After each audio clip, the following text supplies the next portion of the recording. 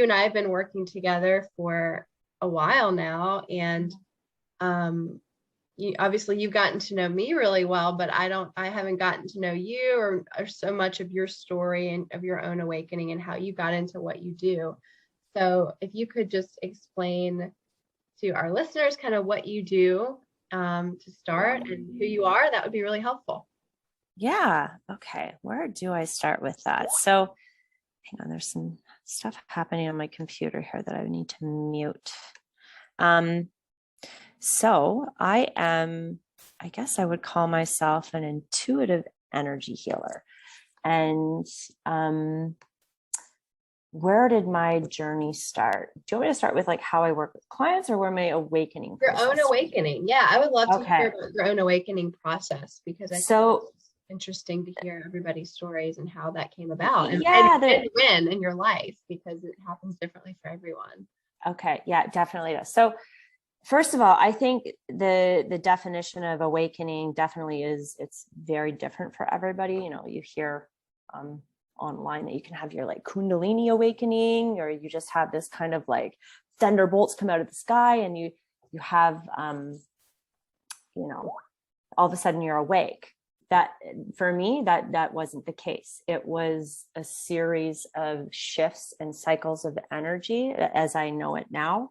I think the first awakening I had was when I moved out to Vancouver. I grew up in a very small town in Ontario, Canada, and was just kind of in a really stuck place in my life. Didn't really know. I was heavily programmed, grew up with a lot of trauma. And so going to, you know, distancing myself for the first time and being in a city that had a lot of nature. I was on the ocean. It was very healing for me. And I started doing yoga and started realizing like, ooh, it feels really uncomfortable to sit still in my body. What is this? So I think my awakening process definitely has happened in many different shifts. The first shift, moving to a beautiful environment where I could actually hear myself for the first time. The second shift was, you know, I was working in corporate then, working for L'Oreal as in business development in a very intense kind of corporate sales role. And I met my previous partner and moved across the country to Montreal, and I left the corporate world. And so that was a really big one for me because I left my community. I had a great job, quote unquote, thought I was happy and made, really good money and had all the, checked all the boxes for, typical successful happiness. And then I left that and moved to a new city where I couldn't speak the language. And I was like, oh yeah, I'll just find a new job. No problem. Couldn't find a job. Took, a call center job, ate a big piece of humble pie, and all of my identity of who I thought I was crumbled real quick. And that's when I started, I always knew that I wanted to be doing something in the holistic realm, but leaving, it was like a real sharp cutoff from leaving the corporate world, which, your identity, it's basically, you have all these little mini ego deaths along the way. And that was a big ego death for me, was, oh, well, if I'm not Natalie in this corporate role, I would go out and I'm like, well, who am I? So then I started questioning myself. So it was like a big internal struggle. And then that awakening is when I started working one-on-one with clients in holistic nutrition, personal training. I was kind of scrambling to find my way in what I was going to do next. And I knew it was going to be in the holistic realm. And it was trying different things at that point. Trying to figure oh out gosh. Yeah. I was doing everything. I did personal training, I did herbalism, I did essential oils. I was a holistic nutritionist. I did functional nutrition and focused on women's hormones and digestion. So I was literally in this kind of phase of gathering so much information, but it wasn't gathering, it was remembering, because every time I learned about it, I was like, oh, this is like it was like an imprint that I already knew, right? So the biggest part kind of the intuitive part of where I started to kind of come online, and that awakening was when I started working with clients. And in that one-on-one process, even though I was, really rooted in helping them with their physical ailments, it was then that I started seeing and accessing more of the spiritual information. And that's where I was really opening up, and I'm like, oh my gosh, how do I know this about this person? And it was like a download of information that was coming through me as I was kind of speaking to the client. And so that's where the more of the access to all of the spiritual information for me started really happening, was in session with clients. And that's, how I was working then was kind of hiding, my gifts through working and kind of helping people with their physicality, but I was working in more of the energetics. That was. And how did you recognize that? Okay, that you were already gifted in that way. It was just through working with clients, and then did you work with a coach at that point, or was this all just information? Obviously you have a lot of gifts, and I'm just curious about how you fostered those. Yeah, and that's the thing, is like I really truly believe I'm not special. Everybody has access to energy and the ability to tap into, their intuition, and it's going to come in different information for everybody, right? For me, I always knew that I had these gifts as a child. I think every child has these beautiful gifts. Like, you can just see children, they're so open, right? But it's the way that, as we come into earth side as a soul, and we're fully expressed as the child, that's who we are. But then the world gets a hold of us, and we get all these like programs and family blueprints that like attach to us that we don't express that, right? So it was through the process of working one-on-one with clients that I was starting to kind of where a muscle that was atrophied, I started to regain function of it. And it started to kind of come really online. And for me, working with clients one-on-one for the last 8 years, that's a practice that I've been working at, like I've been building that muscle of what my gift is. So I think every human on this planet has this capacity to do that. And that's like probably one of the things that I love teaching in my sessions and in working with clients, is that you can do this too, right?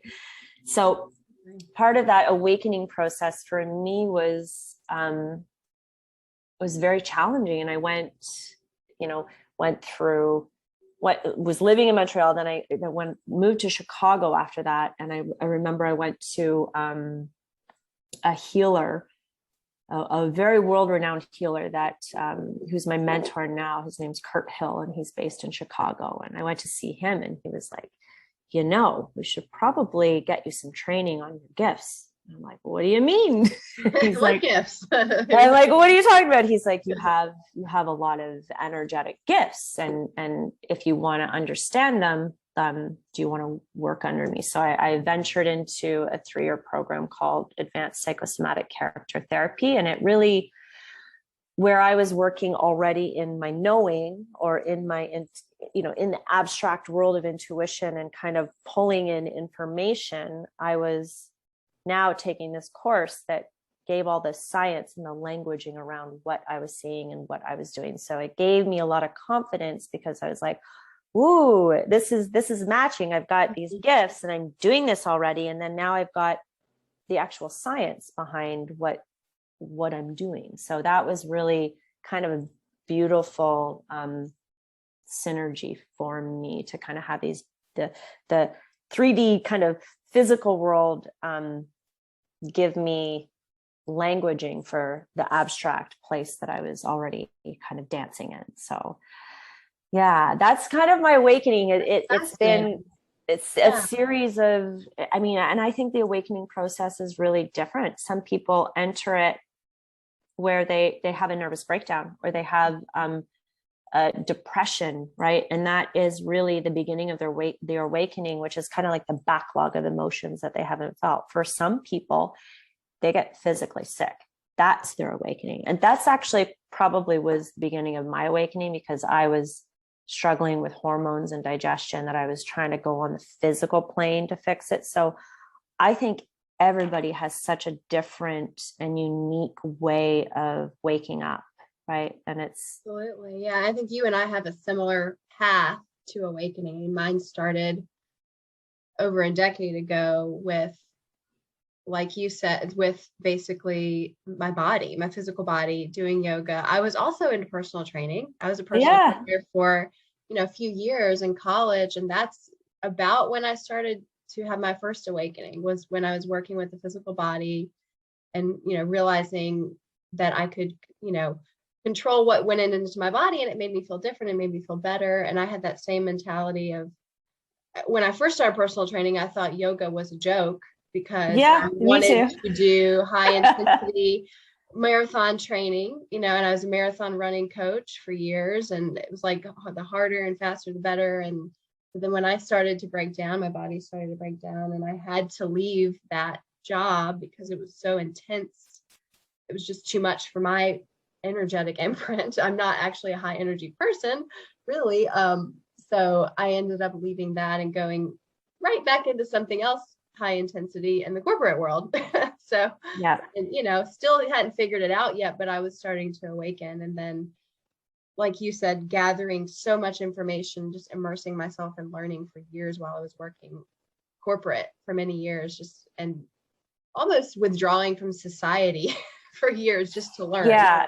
I think a lot of people go through that phase too. Or you just, it's the cocooning phase where you really don't relate to people. Like the awakening process, like in that real tumultuous stage of like, I remember when I left corporate, I remember friends would be like, do you want to come out? And I'm like, I don't have anything to say to you. Like, I don't know how to relate to you, because I don't have a job to talk about. I don't know who I am right now. And it's that real discomfort of sitting in kind of the void, right? Mm-hmm. Because what's actually happening is you're letting go of all these like egoic structures, the identities, the false personas of who you think you are, right? And once these start to dissolve, you're in this kind of voidy space, because that's where the soul starts to come in. The soul starts to come online, and you start getting these glimpses of like, oh, that's who I am. That's the feeling. You get these like little glimpses of like serenity and peace, and you usually find it in nature or in, time spent alone. And it's in that stillness you get that, right? But then it's still like, well, I want to be the soul expressed. And then you're still struggling with these letting go of these identities that are still kind of structured in your body, right? Like they're still there, and you're really trying to navigate that. And that's that struggle, the cooking phase, right? I call it like you're initiated to change, right? And these come in cycles of energy, right? And so the awakening process, I see it as a series of cycles of energy in all the developmental stages of your life. Each phase is going to be very, very different. I agree. Yeah. And then even when you reach a new phase, you still go through a new set of challenges. You're never going to be at the end of the awakening process. Mm-hmm. You're always leveling up in some way. You're always hitting new challenges and new, learning new things, which actually I'm loving. But I know that listeners, but it can be exhausting as well. And a lot of my listeners are people who are going through awakenings themselves, and it can be overwhelming. And there's definitely a grief process involved. Mm-hmm. And I kind of found you going through my third awakening, which was, okay, I need to shift what I'm doing, because, I have physical issues as a result of this corporate job. That's kind of where I am now. But I think, hearing your story is just so interesting, because you've come so far, from where you were before, but you're obviously still growing your business and still shifting things all the time. And it's just amazing to see how far you've come, but also where you're headed. And so I'd love to hear like what fears you were facing, shifting into like your business now with the, working as a healer, essentially. I don't know if you call yourself a healer or an energy. I don't exactly know what you call yourself, because I found you through It's funny because I don't even know what I call myself. And I love letting go of labels, because labels I find are they're limiting, right? Like what one person thinks a healer is, the other person will be like, that's hocus pocus, blah, blah, blah. Right. So I'm a healer for sure. But so what was the question? Sorry. I'm just curious about what challenges you face stepping into your own business and doing yes. work, okay. From like a soul-based conscious business perspective, because you've obviously been doing this for a little while now. Like, how long did it take you to kind of figure out your groove and where you're headed, what you're doing? So I love that you said, how long did it take you? I'm still figuring it out. Yeah. I'm still the student. And I think that is probably the most potent advice I would give for any entrepreneur is you're always a student, you're always shifting, you're always changing, you're always expanding. It is a continual journey. So I think that probably the biggest fear for me was stepping in and saying, hey, I'm intuitive, like coming out of the broom closet. That was probably the scariest thing, because, I think because, it's the old kind of imprint of the witch, right? Mm-hmm. We have been hunted, we have been burned at the stake. So there is a deep level of fear of being found out, right? And being punished and being ridiculed. So that imprint, that's a collective imprint on, I think, all of us women, or anybody who is really trying to tap into any type of healing. This is like, whether it's holistic healing, energetic healing, you were labeled as a witch if you practiced herbalism. Right. Right. So burnt at the stake. So I think that was the biggest fear for me, was actually stepping out and saying like, hey, yeah, I'm intuitive. Yeah. Hey, I work with energy. And I think when my sister and I both work intuitively, and I was kind of labeled as a coach, even though I was doing that behind the guise of coach, like kind of like what I was presenting to the world. But I really needed to dissolve that title in order to really step in and say like, here I am. Mm-hmm. So that was the scariest part, was actually really accepting who I was and presenting that to the world. And that came with, some pretty big backlash. My parents are like, what, you're gonna tell people that you're intuitive? And I'm like, yep. And then, I actually have lost a couple friends because of it, because they don't understand it. And from their perspective, it's weird. And I understand that. So yeah, stepping into who you are on a soul level, fully expressed, is probably one of the most frightening things you can do, because you're going to lose friends. You're going to be in the truth of who you are is going to shatter people's expectations of who you are, right? And people don't like that. So I think that was the scariest thing for me.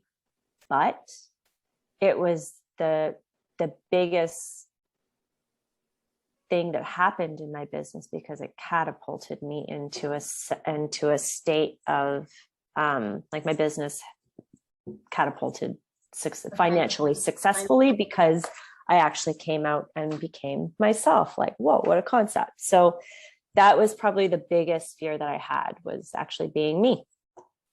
That's amazing. And after you did that, obviously, I'm sure you met more of your soul family in the process. Yeah. So the people that you lost, I'm sure, you lose people, but you gain people in your life, right? Yeah. Well, you realize the people who you were kind of attached to before, you're attached to an identity that really isn't in line with the soul, right? And so for me, I know that everything is energy, everything.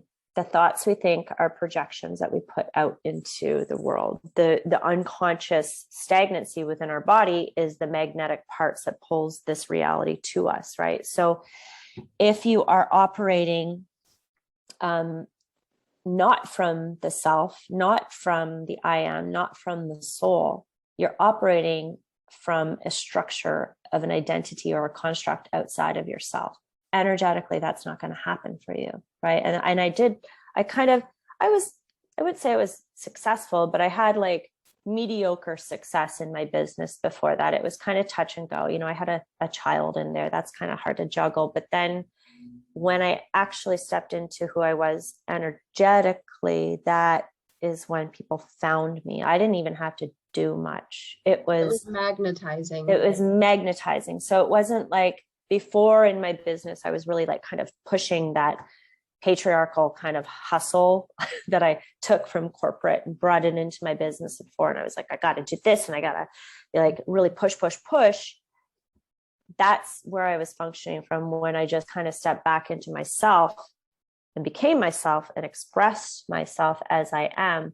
I didn't have to do any of the work. It just showed up magically, which I'm still floored to this day that I'm like, whoa, that this actually does work. When you actually step into the I am and the core of who you are, that vibrational resonance, which is you as an individual, right?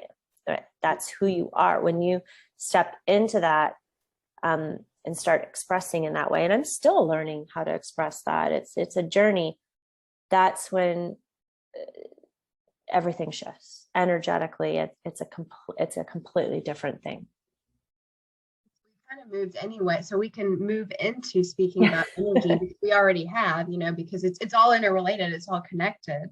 And I know we wanted to talk about, you know, subconscious blocks to being magnetic, to manifesting what you desire. And I don't know, you know, what your experience is in working with clients with subconscious blocks. But I know you've worked with me a lot in terms of, you know, the blocks I have and the patterns. And I know you're really gifted in helping, you know, help clear those. And I know it starts in the body. I've learned so much from you in regards to the body and how everything begins there. So I'd love for you to just talk a little bit about that and how, you know, my listeners can learn how to look within themselves first, because all of the practical financial stuff, all the woo-woo manifestation stuff that you hear out there often is, you know, looking outside of yourself. But I think it does begin with us.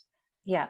Okay. So first of all, the word manifestation I find is like a very trendy. It's so trendy. Like in the spiritual world, it's like manifest. It's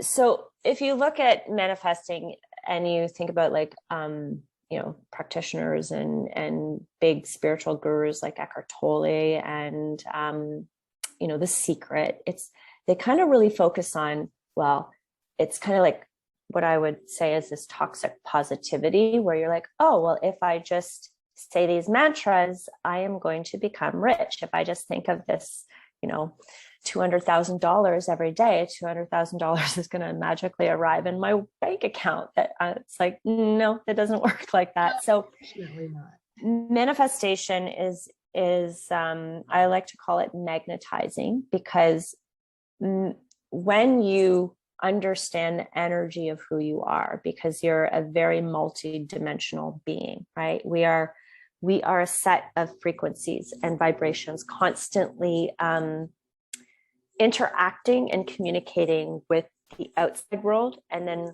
the outside world is communicating with us. So we've got the collective kind of collective consciousness, which is outside of us. Well, it's not outside of us. It's like we're creating collective consciousness, but then collective consciousness is always creating us. So there's a system, like a highway of information that's within us and kind of outside of us, right? So if we are thinking about our energy body, right? That we've got the physical, we've got the etheric body, which is the blueprint for the actual physical. The physical is the simulation of what's going on in that blueprint. Then we've got the emotional body, the mental body, the causal body, which is the collective body, because again, it's like a two-way system. And then we've got the higher level spiritual bodies, right? So we are so complex and so multidimensional that when we are trying to manifest from a place that is coming from a false version of us, right? You're not going to get that because it's not coming from the true authentic space of your soul vibration, right? So if you look at somebody's energy field, which I work with the energy field all the time, there are blockages that occur throughout our lifetime that stop our flow of energy, stop the flow of our soul being expressed, which is like kind of the core line of energy. And so you've got these blockages in the field. And so if you are, everybody has experienced trauma in their lifetime. And a trauma is an unfinished experience in the body. And the body, this is where our emotions live. Emotion is energy in motion. So every chemical process is an energetic process. That is in the body, right? So within our body, we've got all of these densities, all of these kind of blockages that block our flow of energy. So sometimes when we are coming from, I want to manifest, $100,000. Are you manifesting from the core line of energy of who you are, the worthiness of who you are? Or are you manifesting from a projection of somebody else's desires? Mm-hmm. Okay. So we can tap into other people's energies and we're really kind of outside of ourselves. So this is where manifestation doesn't work like that. It works when you are tapping into who you are, understanding where your blocks are. The subconscious blocks are the scripts that are running that the nervous system has been collecting since childhood, right? Like the nervous system is just collecting information, and a lot of what we are scripting or kind of automating through our body, like through our mind and what we're thinking and feeling is actually not us, right? So it's my work in getting clients is to get you back to, like, I want to reflect back to who I see you as, the soul, right? And it's, as a healer, I don't go in and start removing blockages. You have to do that, right? This is me mirroring back to you and getting you to tap into your energy body and understanding where your blockages are, so that when you start to manifest or desire something in your life, you're really coming from the core of who you are. Does that make sense? Absolutely. And so those blockages, obviously they occur from an early age, and they just, if you don't know how to move the energy out, they stay within your body for years and years on end. Does that eventually lead to disease, right? If Yes. it stays within your body, that manifests physically in your body, which is where a lot of people are coming from when they start going through a spiritual awakening, is we haven't quite learned in our childhood or even adult life how to clear that. And I know that's how I grew up in a normal middle class, American family, watched TV every day with them and went to college and did all those things. But I definitely never learned how to manage my emotions or how to clear that out. And it's something I'm still learning, obviously. Yeah. So if you could talk a little about that. Yeah. What are your tips do you think everybody could benefit from working with a coach, or can it start with, meditation and just learning to body scan? What are your recommendations? But huge. That's a huge one. And I love, I love meditation if you know how to be in your body, right? Most people meditate because there's so much discomfort in the body that they want to escape. Meditation can be used as a way to kind of escape into other dimensions. People want to, access the spiritual realms. And I'm like, yeah, but you got to go in your body and deal with what's here on the planet, right? Like here inside your body. So I think the most important thing that we have forgotten to do is to feel, right? We are trained. We are kind of probably one of the most important things is that most people learn how to rationalize feelings. They think about their feelings. They don't actually go into the body and feel them, right? And so feelings, what we feel is not the emotion. The emotion is actually the energy, the stuck stagnancy in the body. It's the repression that you never got to express as a child, right? And I would say that the majority of us, probably, in those times, parenting was very different. You were a child who was never seen and not heard. You were seen, not heard, right? You weren't allowed to express. It was like, don't feel that. So that's where the repression starts. So that is probably what I see most in clients, is the repression. People don't know how to access that. It's stuck energy. And this is why I feel like energy work with people is very potent, because when you get to the energetic source of the core wound, right? That's the emotion is the stuck energy. It's energy in motion, but it's actually repressed and stuck and stagnant in the body, right? So when we can allow ourselves to get into the energy of that emotion, right? And feel it. And feeling is the interpretation, the conscious interpretation of the energy in motion, right? It's different for everybody. So the feeling is allowing yourself to feel it and move it through the body so it can be released. So it's no longer stagnant, right? So that is what I feel is the most important part of the healing process, is allowing yourself to feel. And most people don't know how. Most people come in, they think they go into analysis, and they go into trying to fix their emotional state through management, right? Management of emotions does not work. Feeling your emotion is your biggest connector to the soul, because your body, whether it's emotions, mental, the physical ailments, the physical sensations that you feel, this is your body's intuitive communication system. It's always trying to talk to you. It's like, hey, I've got this shoulder pain. Okay, what's in there? Oh, I'm really frustrated. I'm going to go to that spot and feel it, right? This dialogue with your body is so potent, because when you start understanding what the body's saying, this is the soul coming through in the communication system. And this is where you get really clear in what it needs and what it's saying, right? Does that make sense? It does, especially since I've worked with you and I've seen it work firsthand. And I definitely still try to rationalize at times when I do body healing. And I think we all do it. Yeah. We live in this world where that's what we are accustomed to doing 24/7, just rationalizing everything, explaining everything away. And it's really challenging to get into the body, I think, for a lot of people. But very challenging. And I think it's, I would say probably, that when people come in, I'm like, what are you feeling right now? Well, I think I'm feeling angry because, and then they go into analysis. It's because of this and this. I'm like, no, I just want you to stay with the feeling, the feeling, the feeling, the feeling. Right. So, and what's really powerful when people start accessing the feeling in their body, they can access the heart. This is the feminine, right? The feminine is the feeling in the body. The masculine is the awareness around the feelings and the dot connector, the story, the putting it into a linear sequence of why it's happening.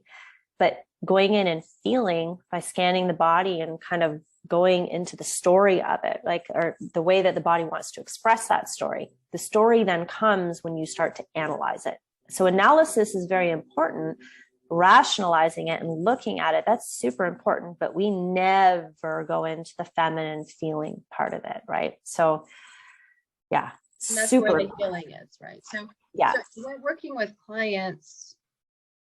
Where do you see scarcity come in? Like, is it in the lower chakras generally, or is it, how do you see that as a healer? It's something, as a financial planner, I see a lot, and I'm just curious about. I'm sure you see that come up with clients. Well, it's funny because I work with the chakras, but I try not to stay too much in specific modalities, because I stay within my knowing, right? And what I see. And I do love the chakra system. I've studied the chakra system. So where I would say I see scarcity issues, scarcity is scarcity in money, is the same as scarcity in love. It's the same in scarcity in time, right? It's the same construct. And this is usually in the mental body, right? And the mental body, and again, it's scattered throughout. It's a field of energy, but this is a construct that we have learned from the patriarchy. And it's about, it really is such an imprint, like a construct that is outside of us, that unraveling from that, it doesn't take a long time, but scarcity comes from the system and the society that we live in, really. That is not, and if we go back to, a child has no idea about scarcity, right? Like it's non-existent. It's not there because they don't have a concept of time. Right. They don't have a concept of money. They don't have a concept. So everything is energetic when you're battling. I don't even like the word battle, but when you're working with scarcity, it really comes back to a lot of family patterns too, that it's around time, love, and money. And abundance is, the opposite of all of that. And so we are naturally very abundant beings energetically, but it's unraveling those systems within the body, and they can be layered all throughout. I would say a lot of it does come from the root chakra, because that's mostly where our sense of safety comes from. But I do see it a lot in the solar plexus. Okay. Mm-hmm. It's something obviously that I see working with clients in the financial space a lot. And, I agree that, we're more than just our chakra system. Obviously, you've got the 7-layer energetic body, but working through those blocks is key to, like you mentioned, magnetism and, to opening up your life more to abundance, being just, I think, receiving and giving, goes both ways, to be able to give freely and receive freely and not feel guilty, if something comes in that's positive. And that's something that I've seen with clients as well, working with them. And, I know I'm still working through my own scarcity, but I think most people in our society, me too. We all have it. And I don't think it goes away. I think it's just something that you work through and realize that it doesn't hold you back. It shows up in different layers, right? And this is like, we have these real kind of scripts or deep core wounds, and how the body kind of speaks to me is what I try to teach people it's this unraveling, right? It's you don't just go boom straight to the core wound all the time and kind of break it up and blast it up. Sometimes that does happen, but it comes in through the layers, right? Where scarcity may be in one layer over the heart.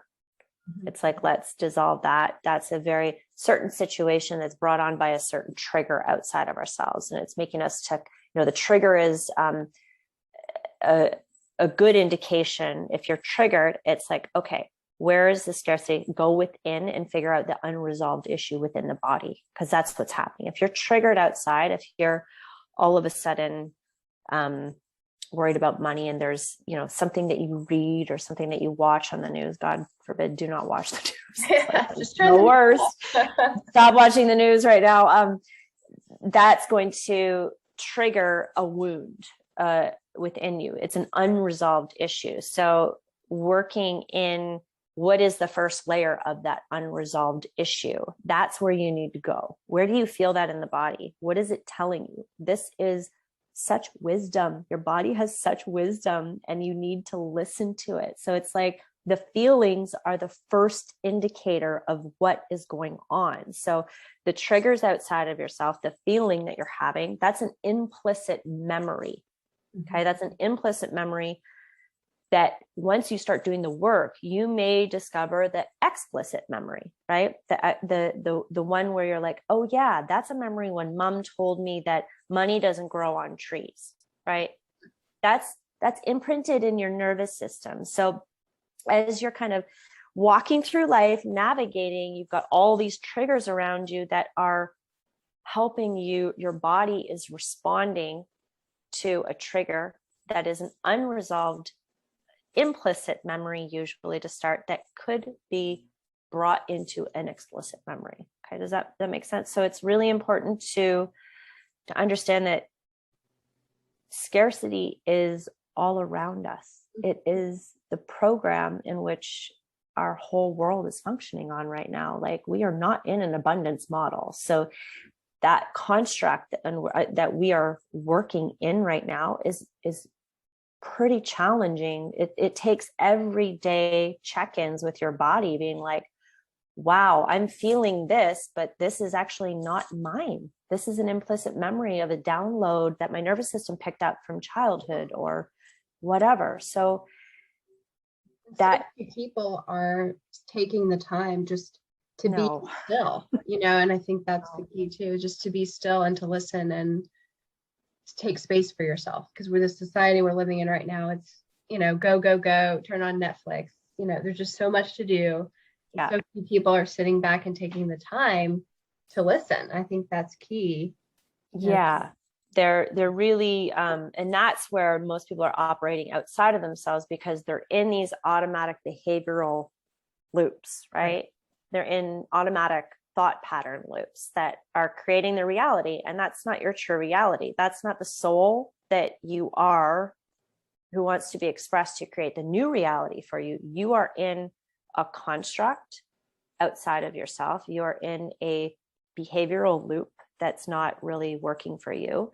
And you keep thinking and repeating the same things, right? And it's that unconscious behavior helping us. But this is where the awakening process is happening. People are waking up, right? So yeah, it's a process. It's nonstop. It's nonstop. And I think, like you and I've talked before, that people who are awakening start to wake up to that, and then go to the physical.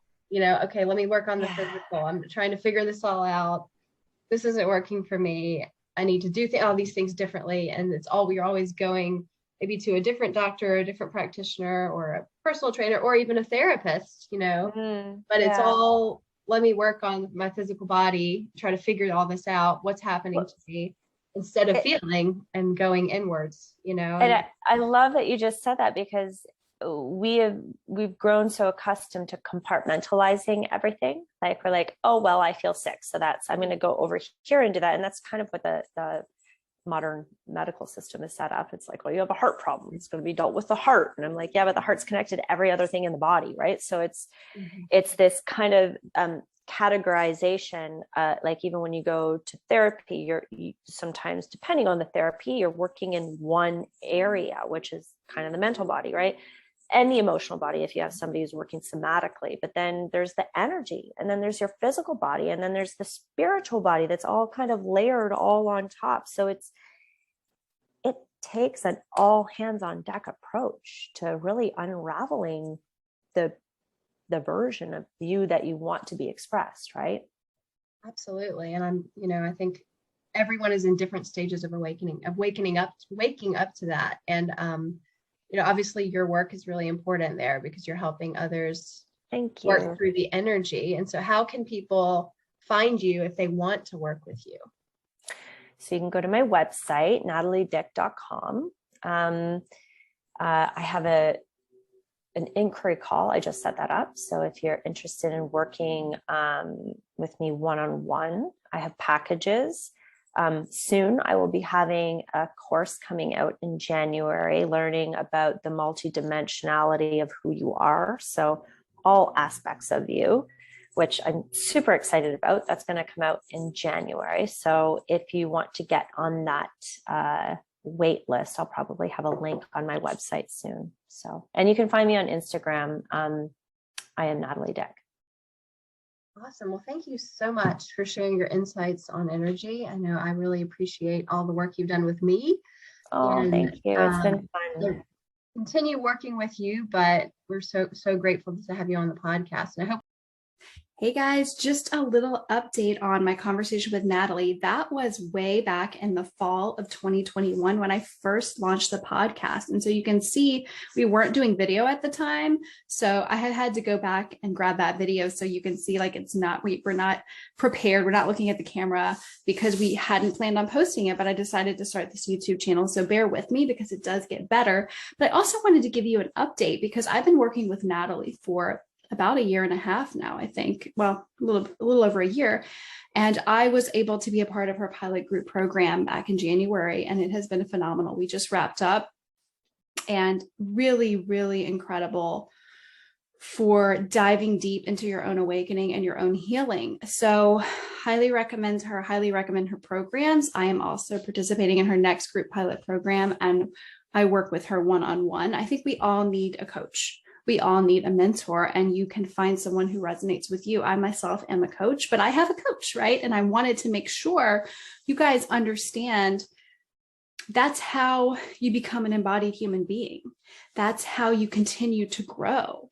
And even if you're living in scarcity, even if it feels like you can't possibly spend money on yourself, it is vital that you do so. I myself quit my full-time job at the end of February. I have a safety net, but I don't have much income coming in. And I chose to continue to work with her, even though that can be scary, right? It can be scary to invest in yourself, but it is so incredibly valuable. And it can't even be put into dollars or cents when you're developing your own gifts and experiencing your own healing process, because that has such a ripple effect across your entire life, your financial life, your health, your attitude, and your relationships, your friendships. All of this works together in a web. And so when you focus and work on your own healing, you are affecting everyone around you, even your future children. A price cannot be put on that.